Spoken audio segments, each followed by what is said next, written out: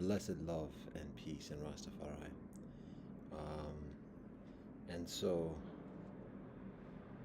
it continues. Mukbang style. I'm not going gorilla mode on the orange. This is just conventional peeling of the orange. But um, to quote the line from the original Danny Glover, and one of the initial buddy interracial buddy films series or whatever, Lethal Weapon. I'm getting too old for this shit. But what is meant is that, to be honest, like um, there are many things that I do in my life, that are very beneficial, and I can continue doing. However, um, it takes an increasing toll, and so it becomes a matter of like, yeah, it's further beneficial for me to apply my energies and concentration to teaching others how to do this rather than doing it myself directly, like predominantly. So that's where the focus is continuing, is teaching this way, this knowledge, this discipline, as best as possible. So being less available to being out there. I mean, just like with athletes or any endeavor, like it gets to a point where kinfolk who've been doing it decent by the grace of the Most High, it's like, okay, we got to teach others how to do it, and to be valued for this. Not to, I've said that before, but anyways, point is like, rather than being out there and doing my best to light things up as best as I can, and as beautiful and miraculous as that is, I will always give thanks and praise the Most High for sharing that light, for enabling us and sharing with us that ability to share light with others. And when I talk about sharing, I'm talking about sharing. It's mutual. It's miraculous, and we're very grateful for that. Um, but like I said, when I get back and fatigued, look at me, I'm ragged, still chewing up paper towels, doing all these stopgap measures, because I'm doing a lot dolo effectively.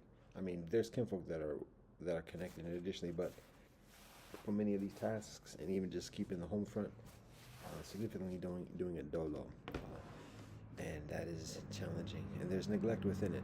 Actually, to be honest, what I'll say, to just somewhat counterbalance what I just said, what I observe is that, particularly within the past year, when I go hermit style, particularly here in the midst of Babylon, there is no physical hermitage. Like, there's always being in the midst and having interaction necessarily with others, hearing the motors, hearing the traffic, hearing the loud talk, hearing the gunshots, and additionally, like, it's not just some distant kind of like experience, like it's actual. So we have to be on our P's and Q's continually in that respect. And when we endeavor to kind of just like be hermitage and focus on studies and be effective and get things done in that respect, what we observe is that the knock on the door comes closer and closer, and it becomes further obstructive, and it becomes further distracting to in that hermitage experience. So at some point it's necessary, we got to be out in the wilderness, in the elements, and like share the positive energy, share the calmness. And that's not meant as a pejorative thing. It's not meant as like, look at the lost sheep, they need the lamb of God. We're not saying that.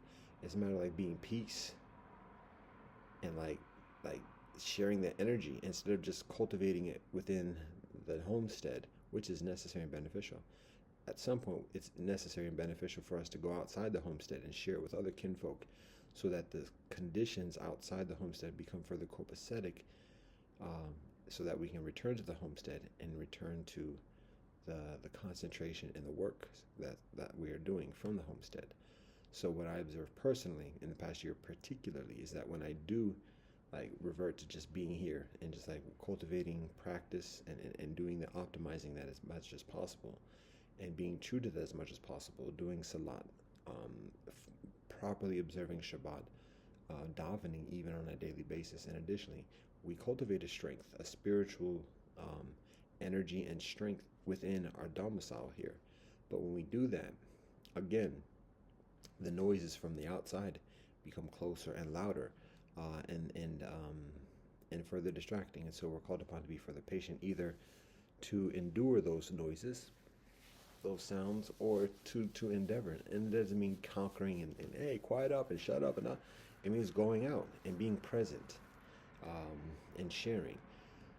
But that takes us away from our routine and our rituals. So again, we have to find that proper balance. But what we observe is that when I personally do that, when I go out and share some of the positive vibration, when I get back, just like exactly this moment, I'm not trying to say it's not a flex move or whatever, like saying, oh, we doing things. It's just understanding, like, when we go out and share, things are further calmer. And like at this moment, it's quiet, it's peaceful. We can rest at this moment. There ain't no giving, because as we say this, as we speak, 5 minutes from now, kinfolk can come out and just be loud as what. Um, but we recognize when we are out, and sharing and being in the outer cipher, when we return, there's a further peacefulness within the homestead, even at the cost of not doing the daily prayer today and meditation. And additionally, so we have to find that balance of relationship and interaction accordingly, because the extreme in either direction is inappropriate, generally speaking, at least in our walk. We're not called upon to be extreme hermits and recluses from society, and we're not called upon to be enveloped within the mechanics and machinery of society either. So we have to find that appropriate balance, continually, day to day, and particularly being mindful about our relationship, how we invite people into this balance, how we recognize where people are, how I gotta have start eating stuff, how receptive and prepared. I already said blessing. How prepared kinfolk are to sharing in this discipline. So that's part of what we're doing. We just shared a joint about, are you ready? And describe like what some of the stuff is that's involved in terms of what we are already doing and what we are planning, so that people have an idea of what's involved in terms of, it's not just a nice idea, no, yeah, I'm with that, but oh, are you ready for this, and are you ready for that? Oh, wait a minute, what you talking about?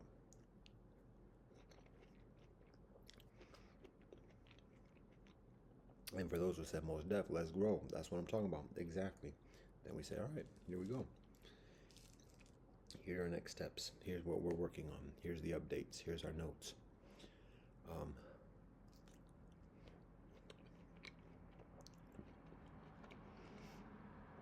So, like I said, being available generally and regularly to like extemporaneous discourse and just responding to people, I'm less available for that. I've been saying that seriously. It takes a lot out, and it takes away from the works that I'm guided to do and complete.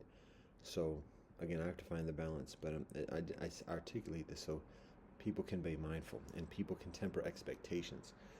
And what's another note on this topic is that I've shared some metaphors about talent and agents, and the different roles that talents and agents play, and the different natures of authority and decision making in the relationship between talent and agents. Talents being like celebrities, musicians, actors, people who provide a service that's celebrated and that people like severely champion, have a charisma, but at the same time have less of that skill set in terms of negotiation and doing business, and being like a hard-nosed, stubborn negotiator, and being like the spoil sport, and saying, oh no, we gotta go, no, we gotta wake up in the morning, we can't be doing this, let's go. Oftentimes that's the role of the agent, and so the role of the talent, particularly like I said in the entertainment concept, and this is athletes and additionally, is to focus on that task of doing the things that light people up, and devoting one's energy and concentration in that respect. So it's a different nature. And so there's the necessity of that relationship between the agent and the talent. So what I recognize that what I recognize for myself personally is increasingly I am an agent, but the agency is like not conventional. It's beyond convention. So there's the necessity of having agency that is conventional, that does the brokering and negotiations, and additionally that has an understanding of the heavenly agency that we're working with and working from, and then can translate that and negotiate and broker appropriate arrangements, even compromises, in a proper way, from that heavenly agency amidst the earthly authorities. So that's outside of my immediate skill set and repertoire. And so, in that respect, I may be seen as the quote unquote talent, the one with knowledge about doing things. Like it's like a professor hiring an agent, a manager, or whatever else. So, even though people may be very intelligent and may know economics and this and the other, it's one thing to have that knowledge to teach it, and additionally, it's another thing to deal with like the minutia of negotiations and egos and deciphering communications and all different tactics of negotiation. It's a very different game. So, in that respect, that's other than my immediate purview. That's other than my like guidance of or forte or mandate. So, um, the point for saying that is that, um, in a similar way, one of the other functions of the agent or the manager is again being the spoil sport of saying, oh no, we're not available for this, we can't say it, because and even to be honest, like spiritual teachers, gurus, even rabbis need a handler, need an assistant, need, like even the Buddha needs Ananda. Like people didn't just go up to the Buddha and talk with him. I mean, sometimes people do, but very often people would go to one of his assistants, Ananda or another bhikshu, and be like, "Yo, is the Buddha available? Can we talk to the Buddha?" And then people say, "No, no, the Buddha just the awakened one just went to sleep, or the awakened one is meditating right now. This is not an appropriate time. Wait a while, or come back later." So that's a handler. That's an assistant. That is an agent.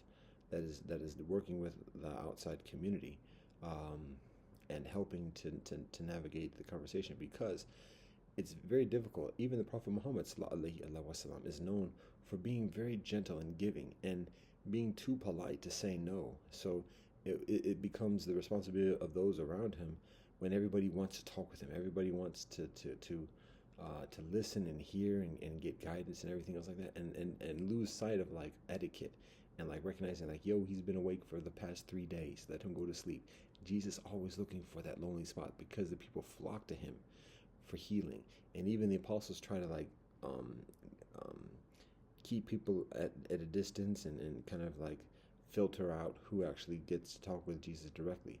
Each of these examples is of agency, of a handler, of an assistant who mediates, because the person who is sought after is so generous and is so giving. They don't say no to their own physical harm, to the fatigue and just like exhaustion, because people don't know when to like let go and be like, yo, okay, give them some space, let them have some time to themselves. People just want to take, and that's not hate. That's just this is facts. What I'm referencing each of those historical references. So now I'm not equating myself to Jesus, the Prophet Muhammad sallallahu alaihi wasallam, or the Buddha or otherwise, but I do recognize in this cyber experience or whatever, and particularly additionally, like um, even in just the notion of my own ego in doing these joints, however people want to perceive that and articulate that, there is a necessity of having some type of advocate who's like, yo, let the dude go roll, like let the dude be, let the dude rest, let the dude do his work, let the dude pray and meditate. Don't y'all recognize that that's what gives the strength to receive what you're looking for? So it becomes increasingly the case that I need an actual person to do that, and um, that's also part of just like having a school, or um, a further formal direct methodology of conveying the knowledge. The actual studies of Tobari Goka Dao, for those who are inclined to do that, but also like elementary studies in terms of learning about rivers, languages, and calendars, learning about the stories and songs, and song stories, rituals, and ethics of civilization. Even just these basic methodologies of curriculum and otherwise, uh, it becomes increasingly necessary and beneficial and prudent to have people who learn these basics and the discipline too, because that the discipline is what empowers, and let's watch that word, that energizes, that strengthens the knowledge. So it's not just letters, it's not just words, it's energy, it's vibration, because we're living it, we're practicing it, we're breathing and sweating it. And that provides strength when we share the stories, because people feel it. We're living it. We're sharing, we're conveying that energy, that peace, that peaceful, positive energy when we share the stories, because we're living it. So it's a matter of teaching that, teaching the livity to others, and then also the details, what those songs and stories are, what some of those languages are, what the rivers are, the relationship with nature, nutrients.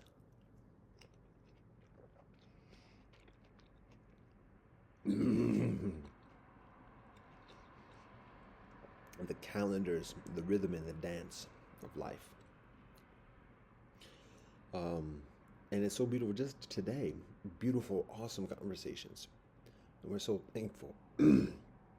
so,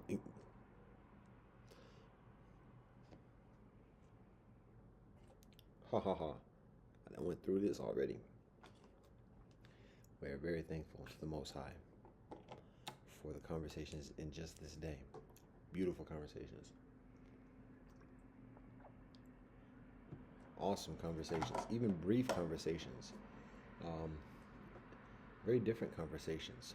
Um, each one beautiful in its own specific and amazing way. We're very thankful for that. But like I said, it's beneficial to be further organized. We actually share the consideration, even reaching out. It's interesting. We're like continuing to decipher this whole internet experience, because we just connect lightweight, sort of, with the mixed race kinfolk online, after a lot of hiatus from direct contact and interaction. And even then, it's just a very lightweight kind of like comment box type of thing or whatever. But it's actually much further. It's some of the first direct online transcontinental, presumably, communications that's done in a number of years. Like a few years ago, it was regular. We reach out to kinfolk on YouTube, and they respond back. We do a meetup on Zoom or whatever, and we compare notes. We do collabs or whatever. Today, there's just like a silence. There's like a fog. Now, some of it may just be a matter of people looking at me and perceiving me as like an eccentric or not relevant or a liability or whatever else. But that seems to be less of the case at the moment. It seems like people know who I am, in some ways, know something about myself, know even. I'm not going to get into all different speculations or whatever else, but there's increasing receptivity, even from the system, quote unquote, in the cybersphere. But it's a guarded kind of cooperation. Anyways, in connecting with the mixed heritage experience of kinfolk, what we share is the endeavor of establishing a spiritual-based political philosophy through which to organize our mixed heritage collective worldwide. Now, it's not a matter of, the population of mixed people is in the hundreds of millions. Even just looking at the population of Brazil alone, in the Guarani land, and the Yanomami, it's tens of millions of people. And then when we look worldwide, just on the actual official figures, the statistics of the different censi of the different nations, even incomplete. We did a project of this almost 10 years ago now, on the census, the world census of mixed people. That wasn't incomplete because nations don't keep records of that, at least 10 years ago. Probably a little change since then as well, but just from that information, there's hundreds of millions of people who are mixed. And so we're not talking necessarily about organizing hundreds of millions of people, because we recognize that endeavor itself is considerably precarious. So, but there is the relevance in hesitate in saying the priority, but there is the relevance and the prudence of organizing a political philosophy, a spiritual based political philosophy for those who are inclined. And it may be like a talented tenth type of situation. So amidst those hundreds of millions, not even tens of millions, just like not even millions, just like a proficient number to build infrastructure, to have autonomous, fortified, strengthened, safe and secure homesteads, villages, and from there having the infrastructure, building communication, just like what we communicate with the Rastafari community within recent years and even months.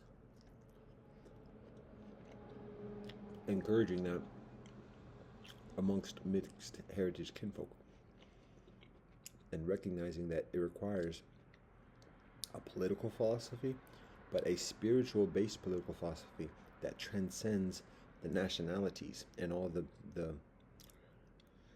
temptations and distractions and leverages that come through identifying as a nationality. It requires something that goes beyond nationality, that nations themselves recognize, oh, that's beyond our pay grade. Respect that. Okay, let them do that. So if it's just a matter of people resorting to racial identity, nations say, well, they can be all the races they want, but they're still our citizen. They have to do what we say. And here's our program for people of that particular group. That's why the whole conversation about boxes and everything is so important, because that's what nations do. When we transcend the boxes, we get further out of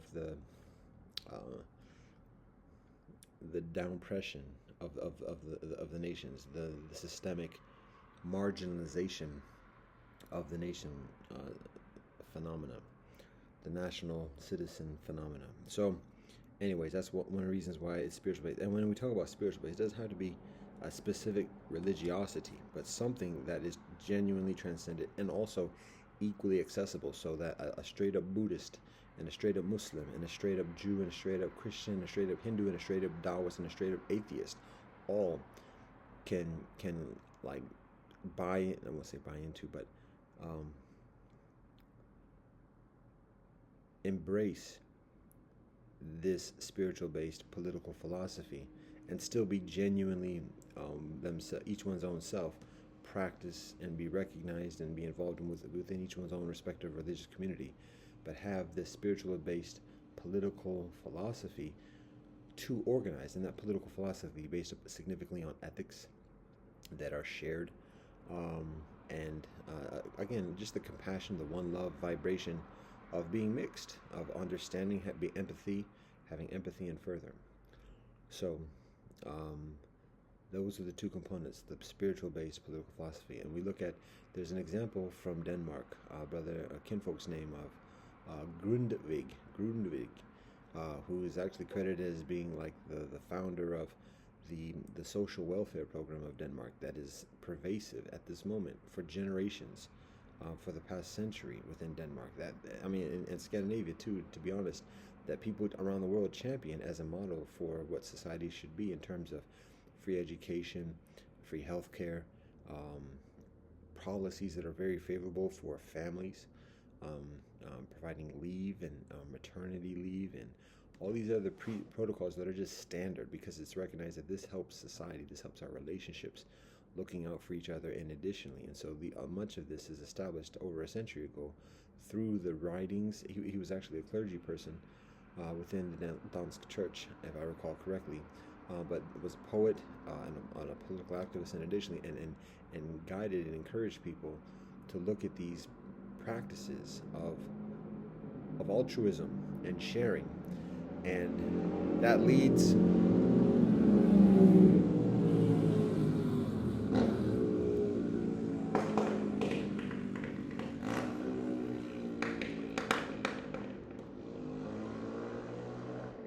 don't even feel angst with that. Don't even feel like stress.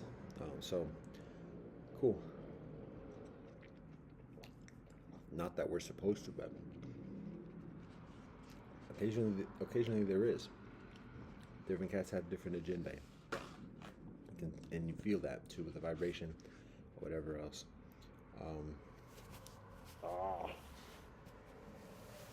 So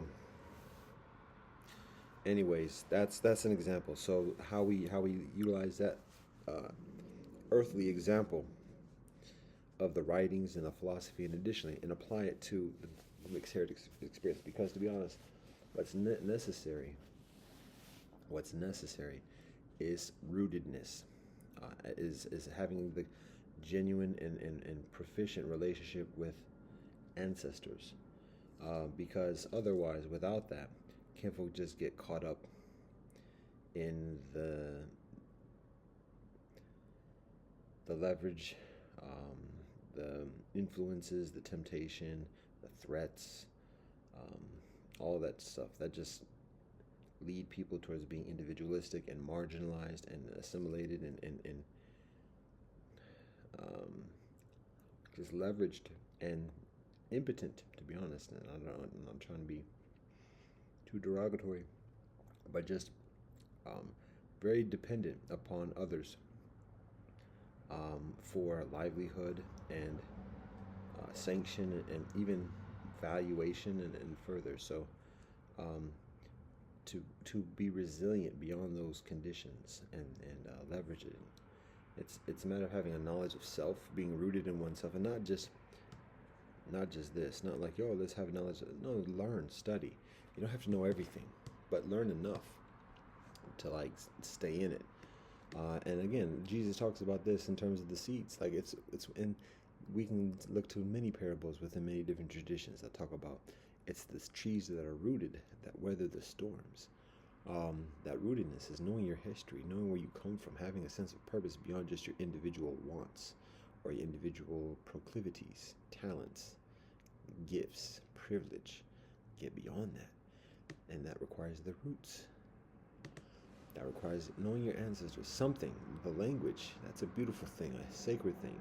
Knowing some of the songs, and additionally, that's so that when the challenges arrive, you're like, all right, not trying to conquer or whatever else, but like, yo, we know how to deal with this. And ain't no guarantees, no invincibility, but let's go. Because without that, like I said, kinfolk just get caught up with the wind and like try to figure out, okay, who's going to be the front runner, who's going to win, who's going to come out on this campaign, a victor, and just try to like attach their wagon to whoever they think is going to be the lead wagon or whatever else, and that's just a woeful methodology. But that's what we observe amongst many mixed heritage kinfolk. Kinfolk are conditioned, just because that's the conventional methodology, conditioned to value self for being a service provider, and to endeavor to be as highly paid and credentialed a service provider as possible, and that often involves catering to a cultural norm that is actually very antagonistic to one's own personal heritage, and that's across the board, white, black, brown, and otherwise. So in order to gain those doors, access to those doors, and get that employment, in addition to get that salary, get those credentials, it's letting go of self.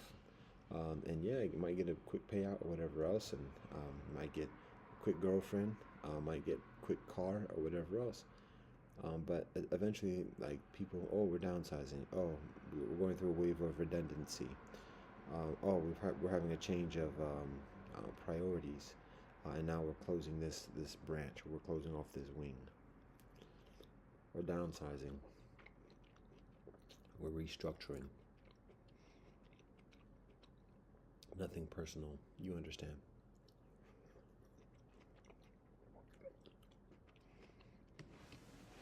So how do mixed people get rooted when people are mixed and the different communities are other than forthcoming in sharing that knowledge?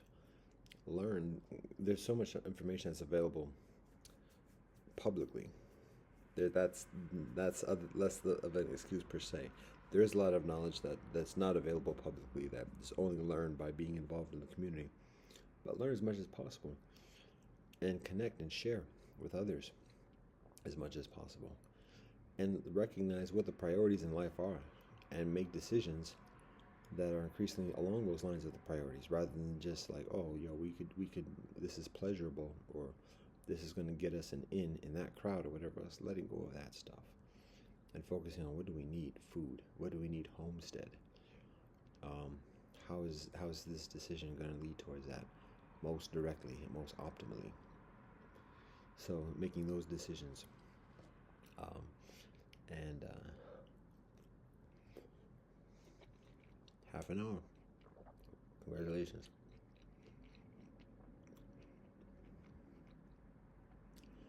Um, Again, fatigue, concentration, and just I'm trying to think of what I was, some of the stuff that I was supposed to be saying in this joint.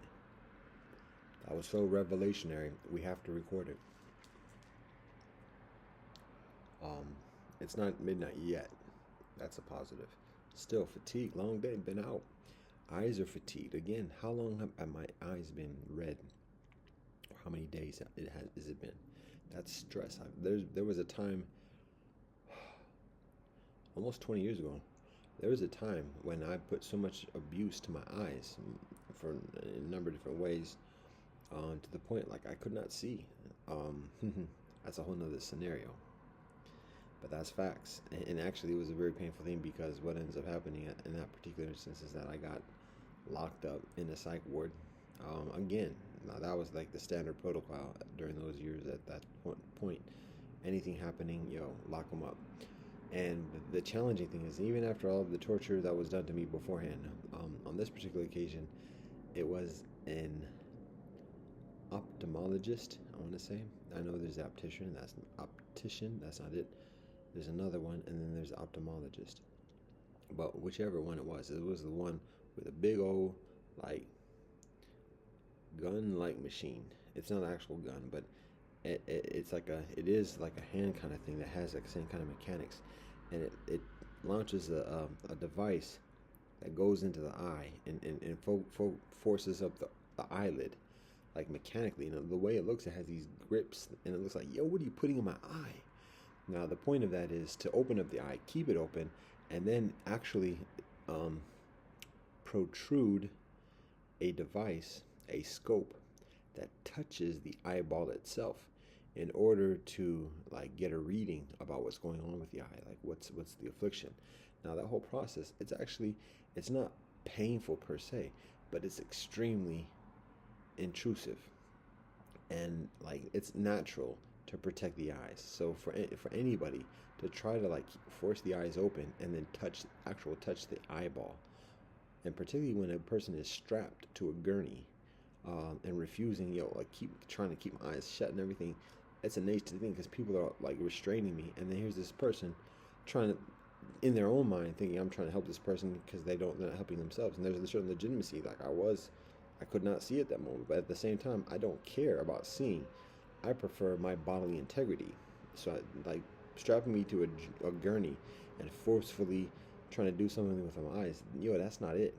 And again, this is an ophthalmologist. This isn't a psychiatrist doing this. This is an ophthalmologist who's, the nurses are just, that's a protocol for the nurses. But it's like, what is going on with medicine for doctors to presume or perceive this as like acceptable when it's not? Medicine is not compulsive.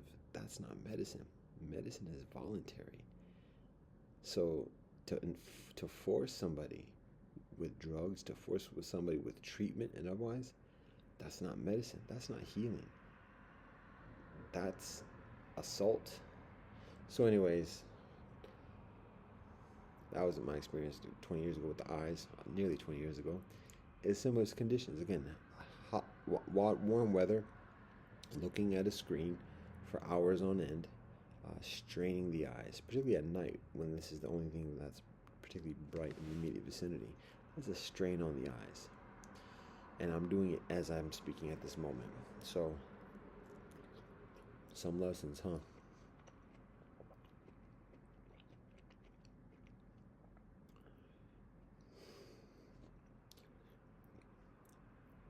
There's things to say, but at this moment, like I said, concentration is modest. It's late, long day.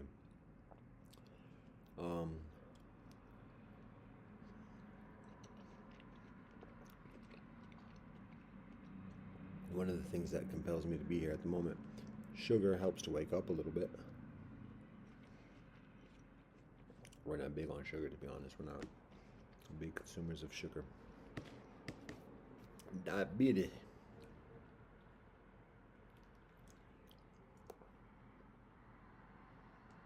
Got some of that zest. So have yet to go proper gorilla mode on an entire orange. Still a little bit sedity in how we eat the oranges. But that being said,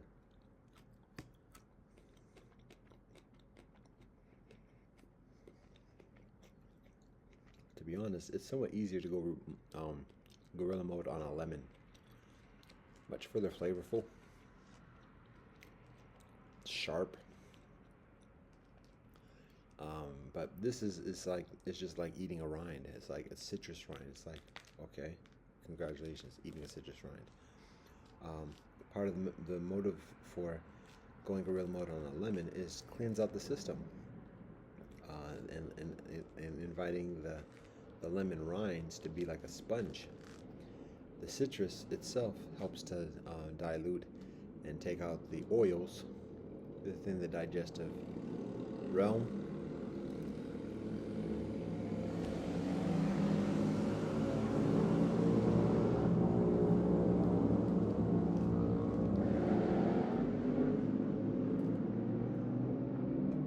What goes forth must come back. How about that? Is that true? Somehow, some way, somewhere, someone, something. All right. Concentration again. Talking about I was talking about concentration, but oh, so I'm supposed to be sharing a big idea. I'll just get into it. Being an idea person, it's a blessing and a curse. It's a distraction, and we recognize, that's one of the natures of imperialism. And it's not blaming imperialism for this, but just recognizing that when people are increasingly proximate with the mechanisms of imperialism, part of the tactics, it's not even tactics, it's just part of the nature that distracts people and fends off people, and additionally is actually not being deprivational, not preventing people, not restricting people, or whatever else. It's actually dig-dugging people, gaslighting people. Yo, you should do this. Yo, this is a fantastic idea. You ever thought about doing this? Yo, work out a plan. Get it. Talk to people. So the challenge is that when a person starts like doing that and starts to make some traction in that respect and getting away, then again, there's another suggestion at some point that says, well, did you ever think about it doing it this way? And yeah, it might take you a little bit away from what you got going on now, but think of how much further you can get with that. This is an amazing idea. And so it becomes a continual process of being distracted and changing it just a little bit, adjusting it, updating it, or whatever else to accommodate the current situation, the current circumstances and conditions. But in the meanwhile, like, it doesn't get done. It just keeps on going through this process of changing. And that's not about a lot about how the system works. It's not about negating people. It's just about a matter of like leading people on wild goose chases. And the further self-motivated people are, the further inclined and further distant people venture out into those wild goose chases. Meanwhile, the order of society and the status quo and the hierarchies initially are further intact because the ambitious minds that are outside of that fold are further distracted away from doing something that unsettles the order. Um, so point is in this experience to have a sense of purpose, like tangible sense of purpose. But this is what our objective is. When we put a timeline on it, that makes it further difficult, and it puts pressure and like finiteness. So timelines, we have to be very careful about timelines, and it's very presumptuous. We tend to work from a culture of CPT, so it's somewhat counterintuitive to timelines itself. There is a relevance to timeline. It helps in planning and coordinating, holding accountability, saying, "Oh, you said you was going to get this done." But, anyways, being very mindful of how much we commit ourselves to a time frame. We can talk about the work, and that's not a cop out to just like prolong things. But once like there's that finiteness of time, it becomes a different phenomenon. So, anyways, what am I talking about? I'm tired of yo's. It's not proper. It's not outright sleep talking, as I do on the past. But I'm like venturing into that a middle zone of just like zoning out whilst I'm talking. And I'm know that connected with this device is an influence in that. So, let's talk about something relevant and tangible, coherent people can get. Talking out loud now.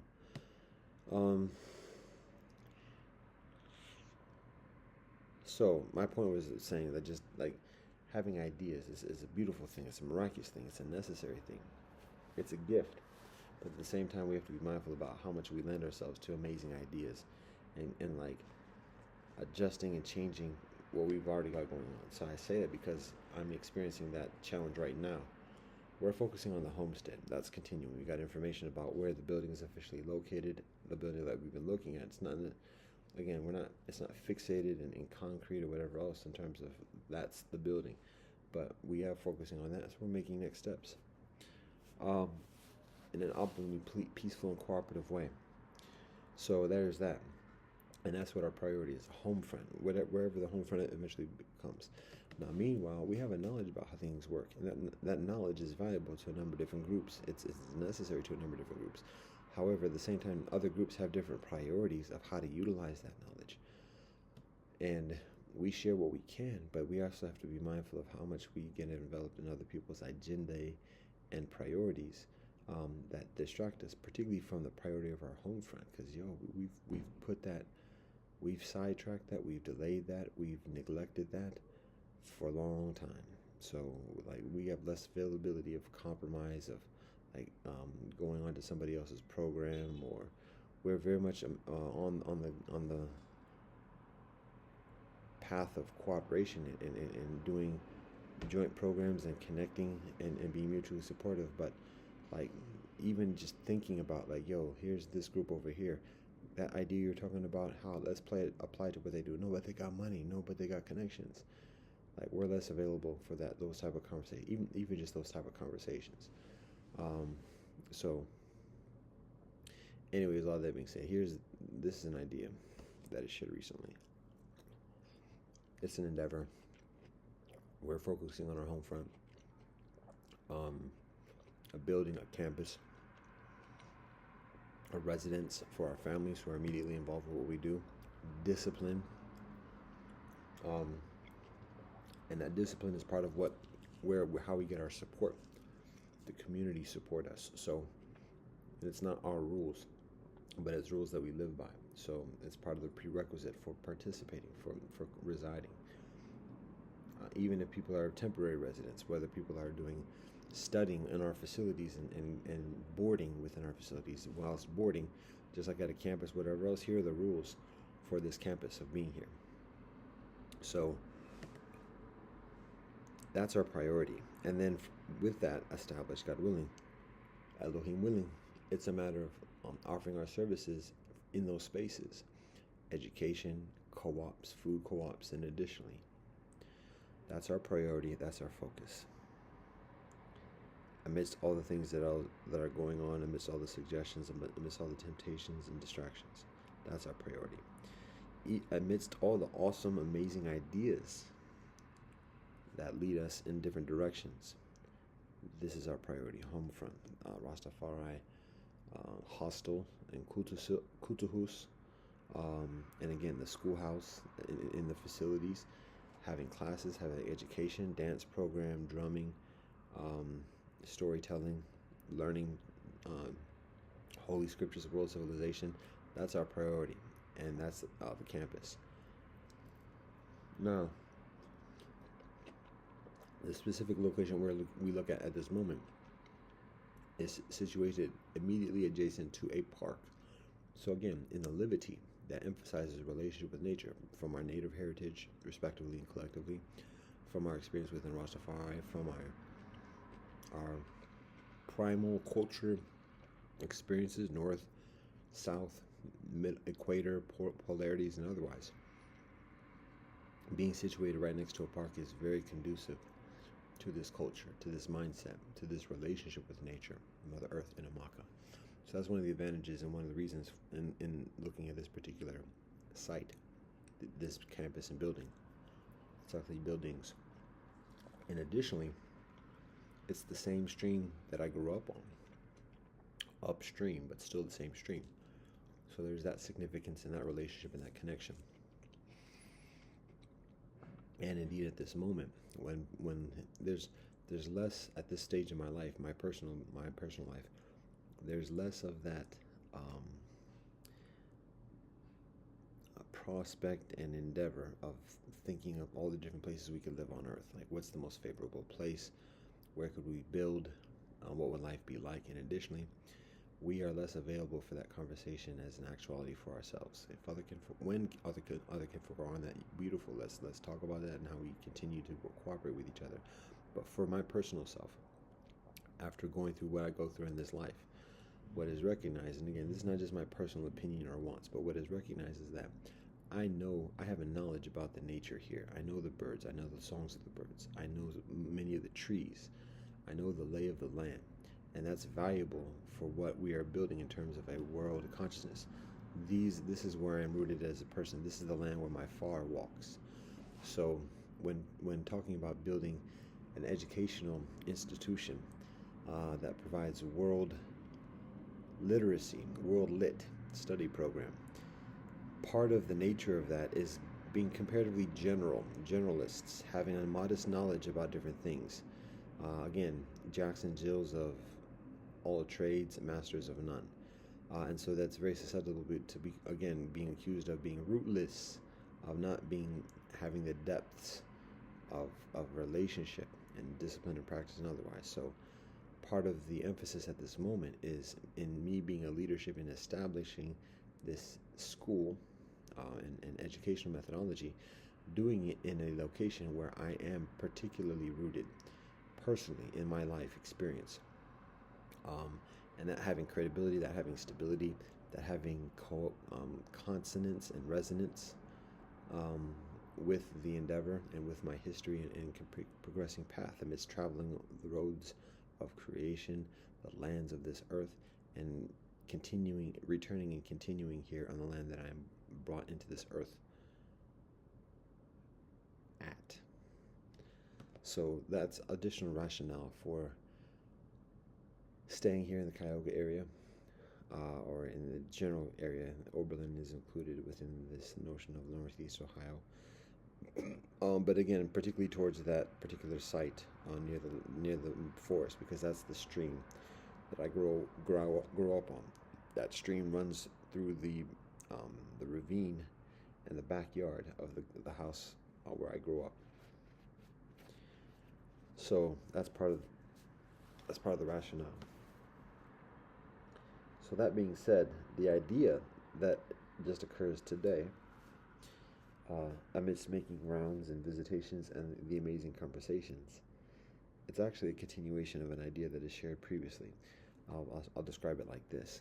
My eye is serious because I guess it's dark and this screen is bright. I'm fatigued.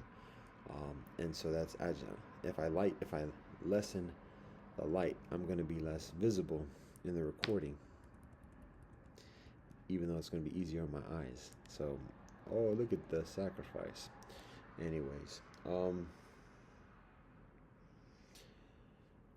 so what happened was, I'm walking, this is a few weeks ago, probably even like a couple months ago at this point. I was walking down the road way away from where I'm at now, but still actually in the same municipality where I'm at now, on the way other side of it. But when I'm walking along there, I see that there is it's actually a campus. It's a business campus. It was the facilities of General Electric, the company, particularly in the day that in its heyday. It wasn't a plant. It wasn't like a factory. It had a lot of different buildings there. And there are a lot of different buildings there. And like there's the finance department for General Electric, and it was like a satellite corporate headquarters, not headquarters, but a corporate office complex for General Electric. There was a gate, and I remember growing up for years and years and years, just until about a few years ago. Every year, amidst the arrival of Noel, of Yule, Feliz Navidad, the company, General Electric, would put up a display. And it would be like the go-to thing for families to walk along the sidewalk and see the displays of lights at night. And additionally, so That's one of the memories of living up in the neighborhood. So the point is, at this moment, that whole campus is vacant. It's for sale, and there are lots of buildings there. It's a nice looking campus. It's like a classic 1900 kind of academic kind of campus kind of experience, even though it's a corporate campus. That's like the vibe at that in that space, because I've been there through the years as a young adult. I know people who worked at General Electric who invited me to like during that period. General Electric was known for having a very strong junior professional program of training people, having an official program for like 2 3 years, and giving people like very extensive training in this particular field of endeavor. And after those 2 3 years, either continuing to work for General Electric or having very strong credentials to go to graduate school or to go get employment elsewhere. So in that experience, when I'm being in that professional mode of training and networking, and additionally, we know somebody who works at General Electric, and so I talk with the kinfolk, and the kinfolk invite me to visit there.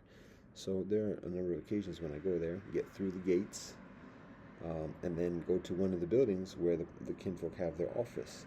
And meanwhile, the kinfolk was just telling me all about the campus and the company and the history, and learning that. So anyways, all that being said, yeah, okay. And now it's vacant.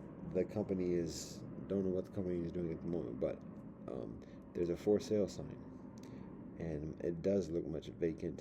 There's still some light displays that are up there, but it's probably been something that's been off for a while. But that's the scene at this moment. So the grand idea that we get, that is shared with us as I'm walking along the street. I had some tasks for that day, and it involves me being way out from where I live and doing a lot of walking in the midday, in the middle of the day. So anyways,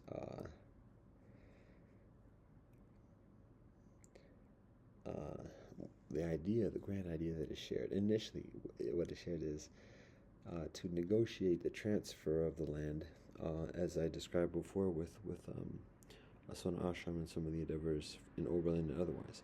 Negotiate the transfer of the land so that whoever is claiming title of it at this moment eventually directs and forwards the title and all those claims of ownership to the rightful indigenous administration amidst that land today.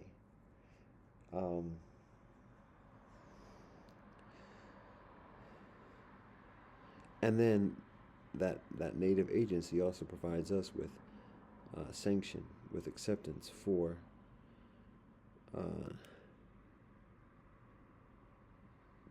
for doing programs to stewarding the actual stewarding the land, maintaining the buildings.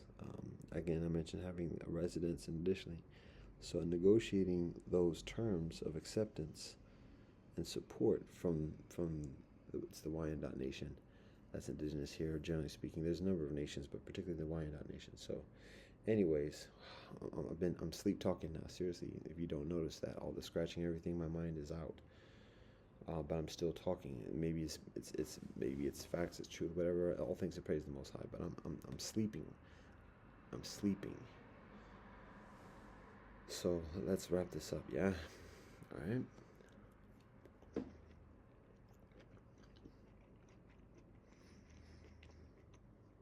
So we look at what the idea is on the establishing the campus as initially is as a Rastafari educational institute, so that on the campus there are facilities, dormitory style facilities, cafeteria where people can eat, residences for staff, and additionally educational classrooms, programs.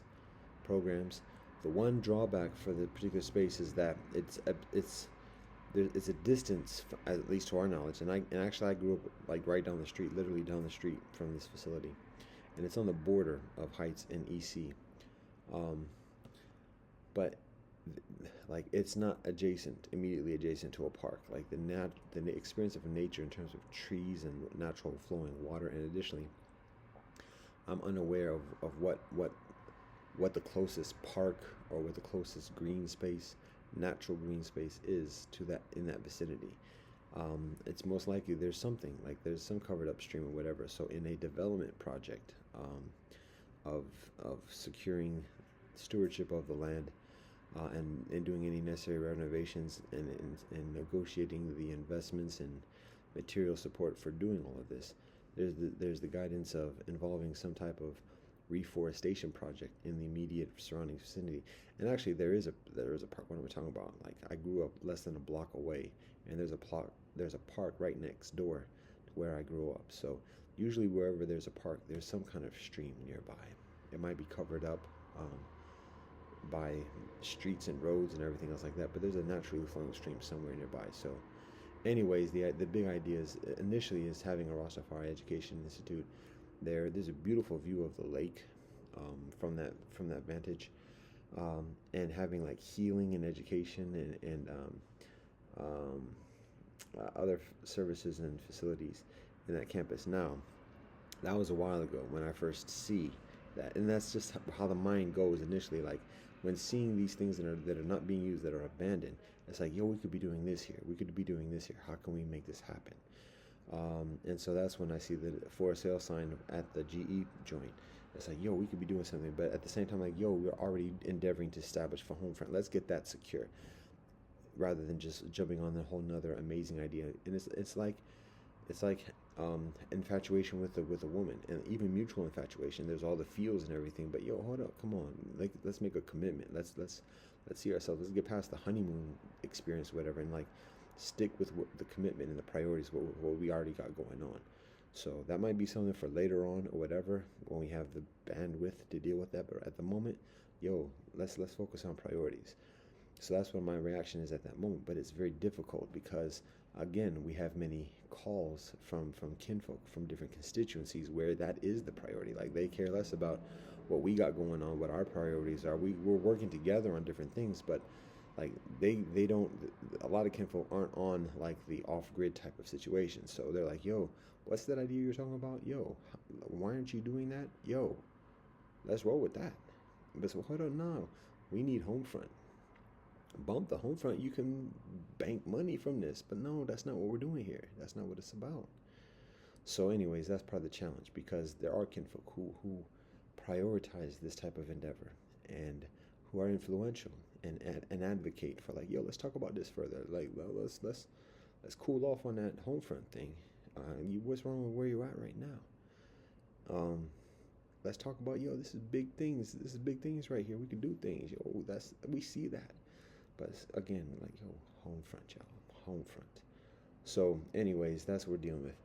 Now, that was the thing a few weeks ago, or a few months ago, whatever, a couple months ago, when I walked by the first time. And I'm mindful even just articulating that, because again, that lends itself, just putting it out there in the ether, that lends itself to just further manifestation. So we're mindful even articulating that. We have a certain compulsion of sharing, because there's that. We have a certain obligation of doing big idea things, because we've been invested with that knowledge. But at the same time, a lot of that knowledge is attached to the big pirate ship.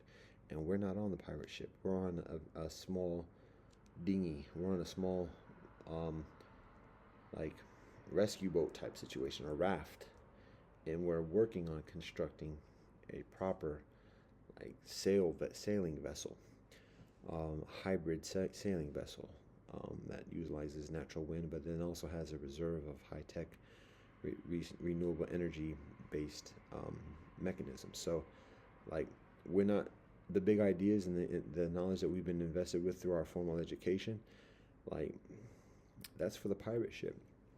And we don't value and we don't prioritize bigger ventures on the pirate ship. So we're not hating that, and we recognize there's always continual cooperation and mutual interaction and coordination accordingly. But anyways, that quells the whole notion of the obligations of doing the things that with the knowledge we're conveyed. Because, to be honest, much of the practical knowledge that we have is provided outside of the conventional studies that we complete.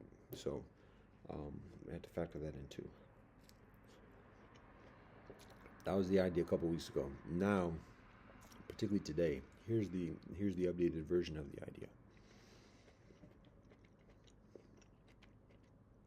It still includes Rastafari, but beyond just the Rastafari, what it involves is like a Pan-African um, learning center where people around the world arrive to study, either for a semester, for a weekend retreat, a specific study program, or whatever else. And what's Pan African about it is, and what the scope of study is scratch, scratch, eat, eat. Let's be mindful. What the program of study is world civilization, particularly from the perspective and the experience of um, the Middle Passage, the humbleness, the intrinsic humbleness, the transcendentalism that exists within the Middle Passage and emerging from the Middle Passage, that's very unique on this earth and very valuable on this earth, because there's intrinsic and valuable diplomacy of not having a hand in a lot of the atrocities that are committed in the past few centuries against each other, and the vendettas that are still need to be reconciled when people are trying to make business deals across continents.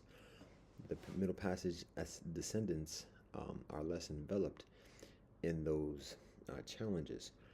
And meanwhile, when the kinfolk are receiving further knowledge about the ways of the world,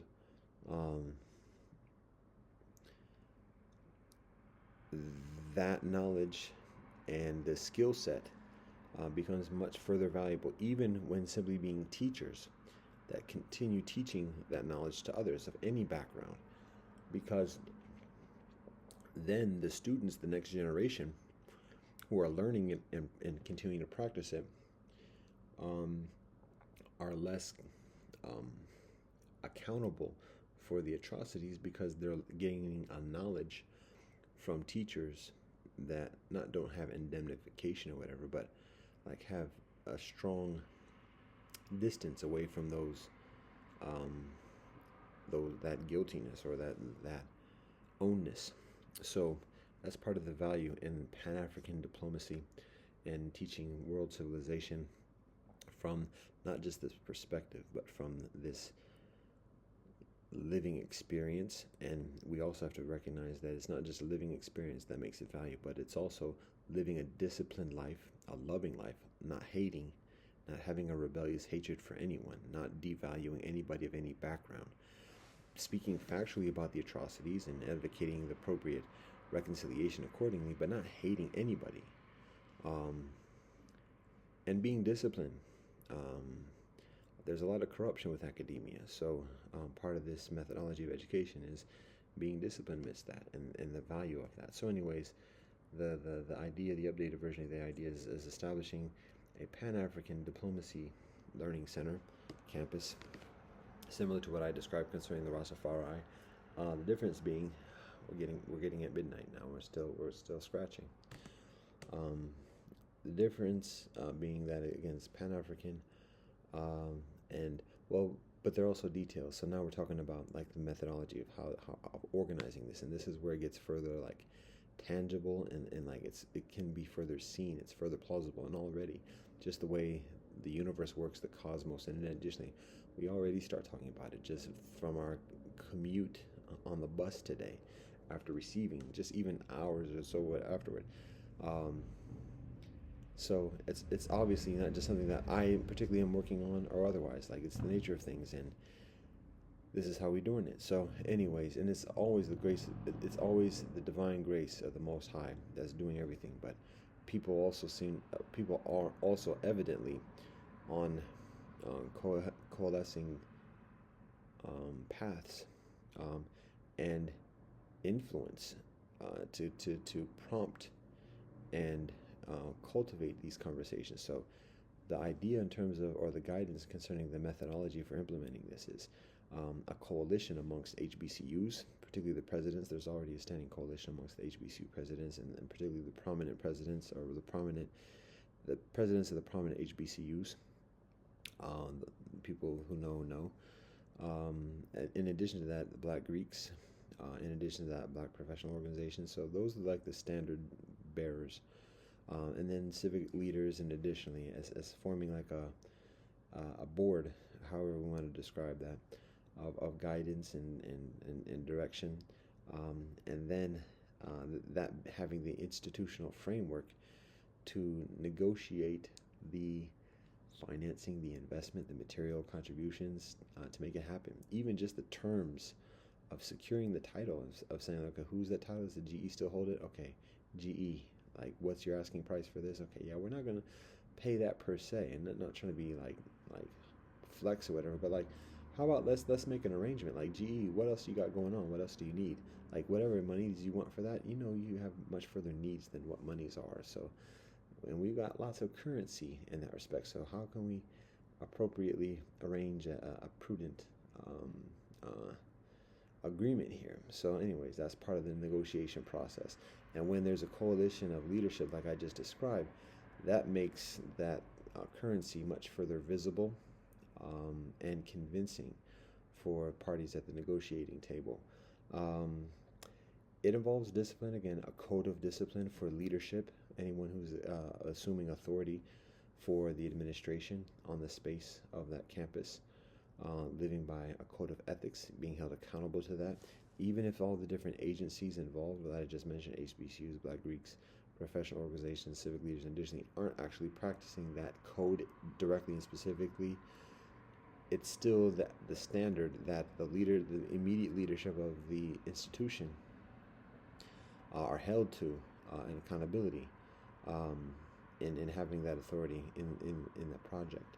So those are some of the mechanics, because that code of ethics and that accountability provides much further credibility in securing appropriate negotiations and arrangements for the transference of that size of land and facilities for the purpose of such a project like this. And then amidst that, like when there's the securing of land, okay, it's like, all right, let's roll, let's get this done, and establishing a formal curriculum of study and programs and relationship with the community, and attending to the immediate needs of the immediately surrounding community in a genuine way. And like I mentioned before, the big idea of this involves a reforestation project, because we are informed that the building that we're looking at in terms of our home front, when I talk about the Rastafari Kultuhus and youth hostel and our residence, as for staff and members of our community, that's actually located in EC on the border with Cleveland Heights. The GE joint is way away. It's kilometers away from that place, but it's still on the border of EC and Cleveland Heights. So what we're talking about is actually a reforestation project, big things, because again, some kinfolk are on the macro and micro levels. Some kinfolk are on the like super macro levels, and only have a need to do big things, and only invest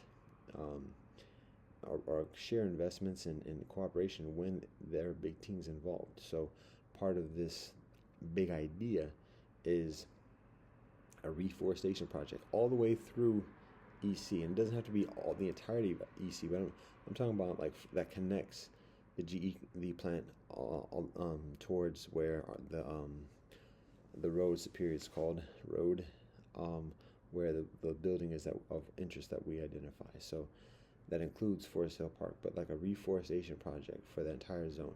A lot of that along Euclid Avenue is abandoned retail places. There are apartment buildings. There are a number of like big name facilities. There's a number of retail places, centers. There's a number of like fast food drive-through joints. So there's some of that, but a lot of it also includes abandoned factories, abandoned lots, abandoned buildings, apartment buildings, and otherwise. So it's a reforestation project that it's enough for people, when established fully, God willing, people can get lost like in a park, and just kind of get immersed in that woods experience. And that might seem like a liability to the hood, like, yo, kinfolk can hide out and everything else like that. But at the same time, that's exactly necessary within the hood, because people need to have that relationship with nature as well. So that's what we're talking about. And again, it's healing all around. And wherever the streams are in this immediate vicinity, it's a matter of like raising the streams back to surface level as part of that reforestation project. And that reforestation project is an example to suburbs, rural places, about tending to nature, about tending to the natural water and further. So again, that's part of the big ideas. In Cleveland, there has been for many years this initiative of the Blue Lake Green, what's it called? I don't think it's called the green. The Cuyahoga area is referred to sometimes as the Emerald Necklace, but I think, oh, it's Green City Blue Lake project or initiative. That was a while ago, or campaign. Yo, I'm closing my eyes particularly because my eyes are hurting, and that's what was happening before. Like I would close my eyes because it hurt to open my eyes, and that's exactly what I'm going through right now. So serious. We need to get off this right now, because that's what I'm recognizing right now. Like I've spent a day out in the heat, and yes, I'm African, but I'm also Scandinavian, and we know, like, Nordic kinfolk get very sensitive to the heat and sunshine. So as much as I want to pretend to be invincible in Africa and everything else, I'm affected, and my eyes is not hurting, like hurt, but it's painful at this moment, to look at a bright screen. Um, as I'm trying to articulate whatever else. And I'll almost say, thankfully, the battery is running out here too. So, anyways, that's the big idea. And now we're seeing some of this compulsion, and the abuse, to be honest, of like, I'm doing it to myself, but I'm not only doing it to myself. I'm not the only one doing it to myself. I'm not blaming anybody else specifically or particularly, but just recognizing, like, these are the conditions that we're working on, and this is how everybody is affected. Everybody's affected by this um, ubiquitous uh, this ubiquitous cipher, this ubiquitous sentience, this ubiquitous influence. So that we're doing it to ourselves. Um, but we also, when we're honest, we know, like, where the influences are, who actually cares about our well-being, and how much people actually value us for who we are and what we do, or just value us by what we can provide. And again, we have to recognize part of life, much of life, is like just very pragmatic basics, and like kinfolk, all this PC empathy and everything. Lots of kinfolk are not on that. Many kinfolk are not on that. Just like, what have you done for us lately? What can you do for us soon? And that's it. So, and that culture, and that's not just now. I mean, that's just life. That's been that way. So, it's just a matter of being honest about that. And again, investing ourselves in relationships that value ourselves in a further healthy way, and not just because of some immediate work product that we're able to provide, that people very often just sell for scrap. Don't even sell it or utilize it for what it's worth, but just like, oh, yo, we can get something for this, and then sell it for scrap. So all this pains and labor and everything else like that, and abuse that people kinfolk go through, it's like a sweatshop sweatshop joint. And then when but the craft is like handcrafted furniture. But then when the handcrafted furniture is completed, it's like, oh, yo, we can sell this for firewood.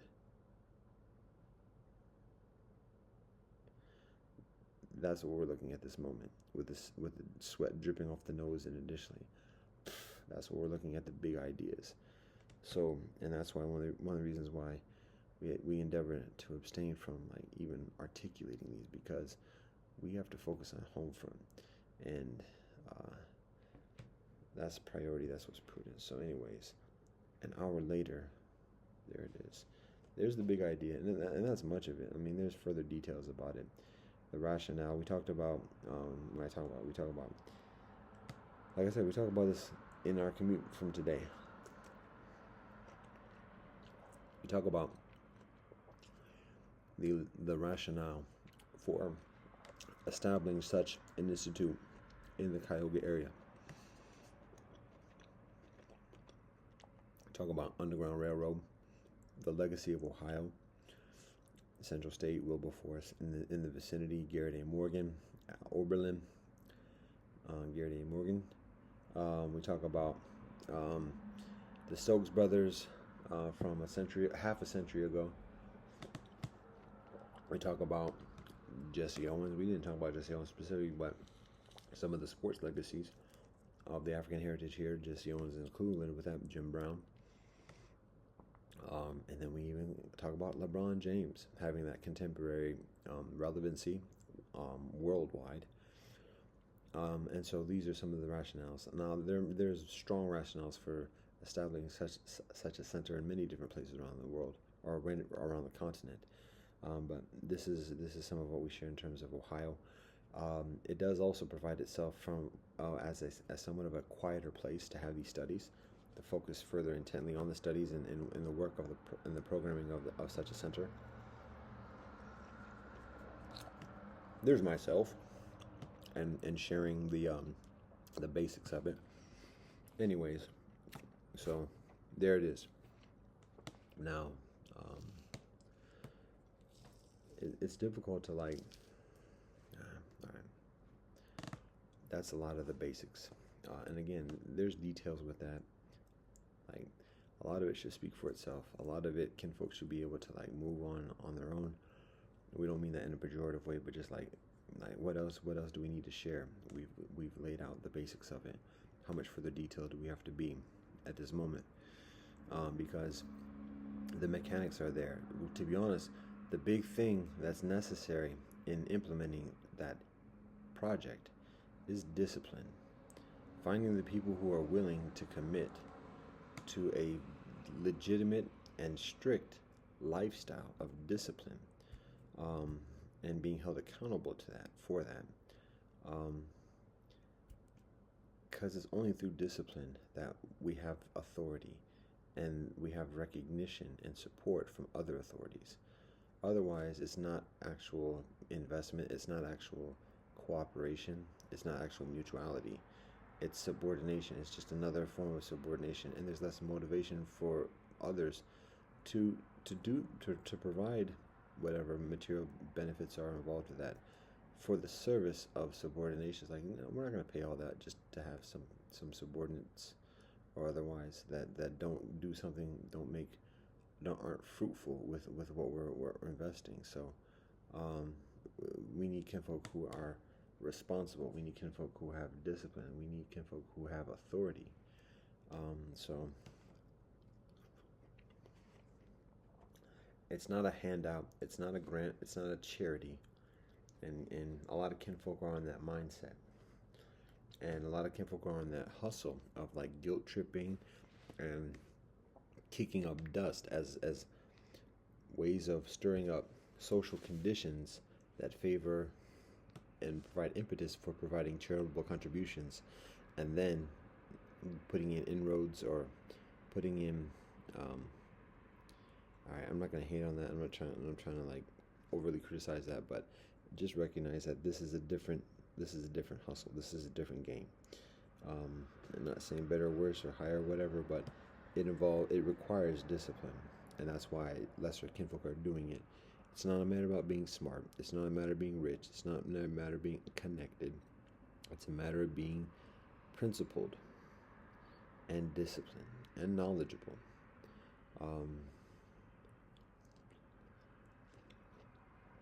Putting in the work, and that showing for itself, and in showing for itself, the investments arrive, the support arrives, the materiality arrives, and that's it. So if kinfolk have yet to see that fruition, kinfolk have yet to put in the work. Plain and simple. It's not a matter of blaming things on the system. Get beyond that. That's slave mentality. It's a matter of like understanding how the game works, and not just the national game, not just the imperial game, but how the game of the cosmos, the universe, the game of Inamaka, Mother Earth, how this game works. Recognizing there's no man who has an authority, an exclusive authority in this game. So there's nobody's fault for any perceived deficiency or delay. Understand this is all game. That's it. And if cats want something different, step up that game. That's it. Plain and simple. No blame on anybody else. Get off that. That's the slave methodology. Expecting somebody else to do something for oneself. That's a slave mentality. Not hating, just saying it's facts. So if somebody finds something dissatisfactory, Am I pointing at myself right now with kinfolk who find things dissatisfactory? There we go. Then do something. Discipline. Positive affirmation for oneself. And then share that with kinfolk who are inclined for such. And give thanks and praise as you are inclined to give thanks and praise. So I'm sure there are other things I was thinking about sharing. For right now, I'm at a level of coherence enough to say, let's wrap this up.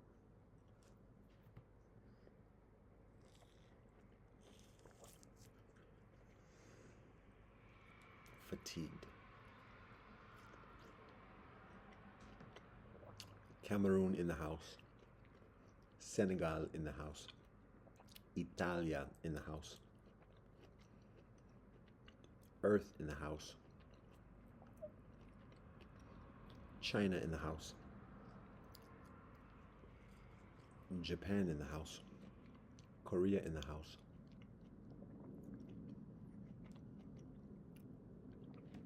Scandinavia in the house. Denmark in the house. Shenzhen in the house.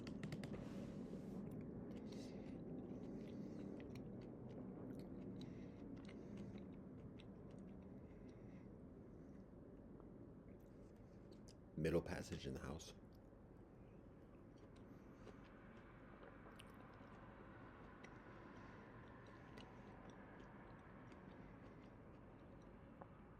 Ethiopia in the house. Ghana in the house. Akan in the house. Twi in the house. Igbo in the house. Nigeria in the house. Sverige in the house. Seminole, Muskogee in the house. Israel in the house.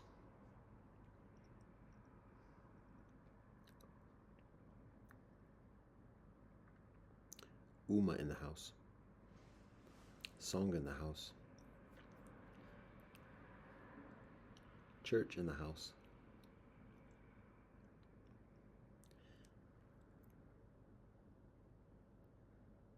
All right, we're gonna stop here.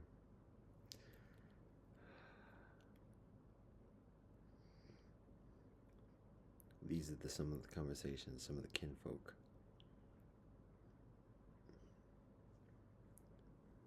Some of the miracles that we experienced today. And we give thanks and praise to the Most High.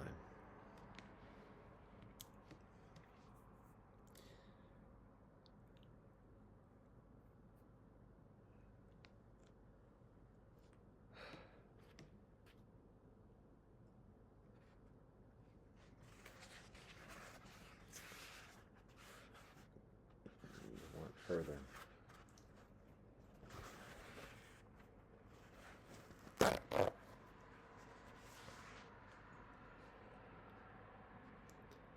There's recognition of me.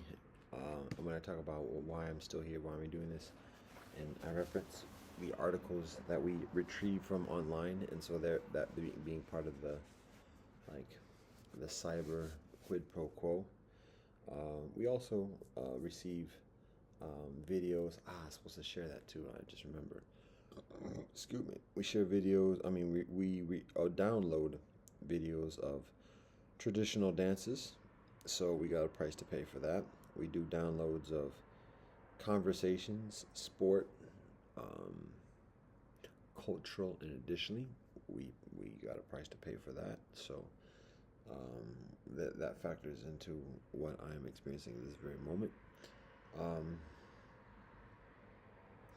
What I also recognize when talking about initially what I was saying about the talent and needing an agent and whatever is, it's getting increasingly appropriate for me to have a chaperone concerning devices, and that's significant. Not just being online, but I'm not online right now.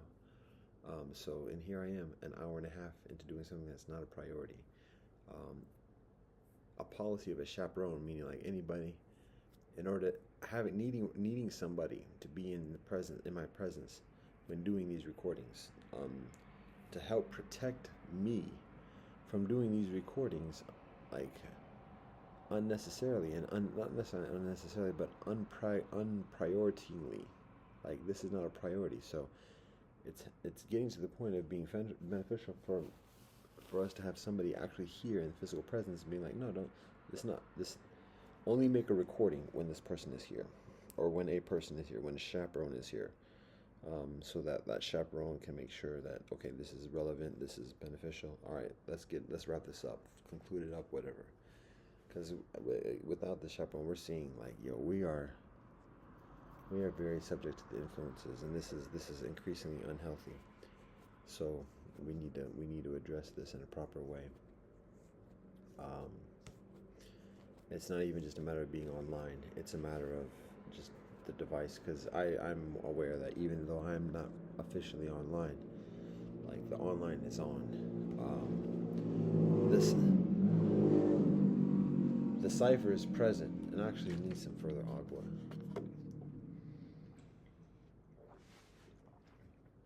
The cipher is present even though the Wi-Fi is off. So the conditions that warrant having a chaperone are present.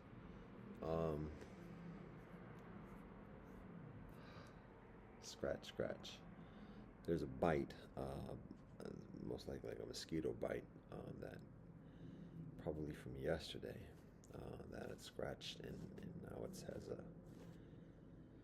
there's an open joint on there now and it's still itchy. And usually when I get mosquito bites, I don't scratch at all, and that because not scratching at all keeps it from getting further itchy. Obviously, I did scratch to make it a scrape, and now it's like irritated, and it's just like the visual of seeing that is frustrating. Like it's like an impurity to the skin. So it's like, oh, how can let's do something so the thing is like rub it and agitate it further, but then that's like scratching. So the woes. It's not complaining. This is not complaining. It's studying. It's understanding and articulating so that we can be further mindful, because we're not expecting anybody to do anything in response to this per se, what I just articulated.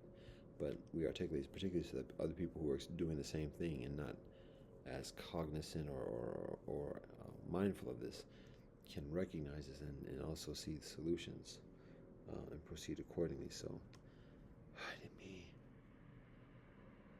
do we not see the fatigue? Do we not see the abuse of me staying here and doing this? Can we have some discipline? Who am I talking to? What's going on? Can we get beyond the pretending? Will the real cyber shady please stand up?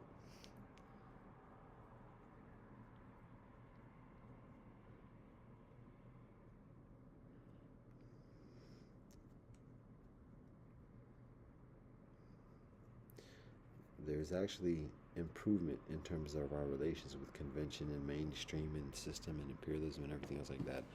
We want to be mindful of like not unduly agitating that seeming copaceticness,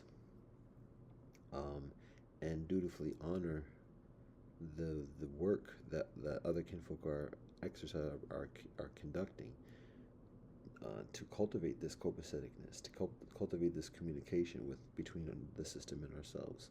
So we want to be mindful and dutiful in attending to it as well. So even though we have this history and culture and guidance to call things out, we also have increasing amount of authority and influence, and even accountability, although that's less of a motivating consideration. We're less worried about accountability in terms of like consequences of our actions. We strive to be as honest about it as possible.